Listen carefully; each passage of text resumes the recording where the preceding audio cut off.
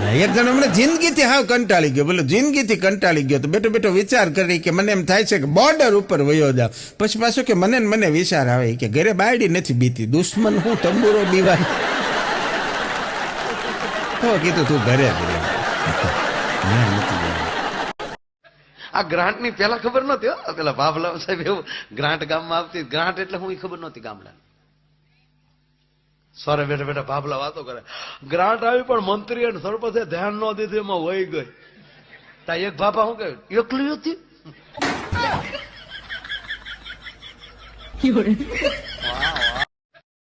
એક ભાઈને કપાળે પાટો હતો. મેં શું થયું?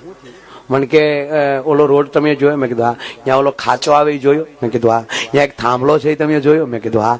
ત્યાં એ થાંભલામાં એક ઓલો ખીટ્ટો લગાડેલો છે એ તમે જોયો? મેં કીધું હા એ મેં જોયો. એ મેં નહોતો જોયો. સીધું કે ને ખીલો લાગ્યો માથામાં. અરે એક જગ્યાએ મારો પ્રોગ્રામ છે, 15 જણા એવા બેઠેલા, 15 જણા. મેં કીધું 15 તો 15, બાકી હામાં અત્યાર સુધી બેઠા હોય તો આપણે એને આનંદ કરાવવો જોઈએ. મેં હવાર કર્યું. પછી મેં 15 ને પૂછ્યું મજા આવે ને? મને કે મજા હું તમારું કપાળ આવે, અમે મંડપ વાળા છીએ. હા તો તમે ઉભા થાવ તો અમારા ગાડલા હકેલીને હુવાઈ જાય અમે. ત્યારે ખબર પડી કે હા લે આ તો બધું એમાં ગયું. હા હો. અરે એક જગ્યાએ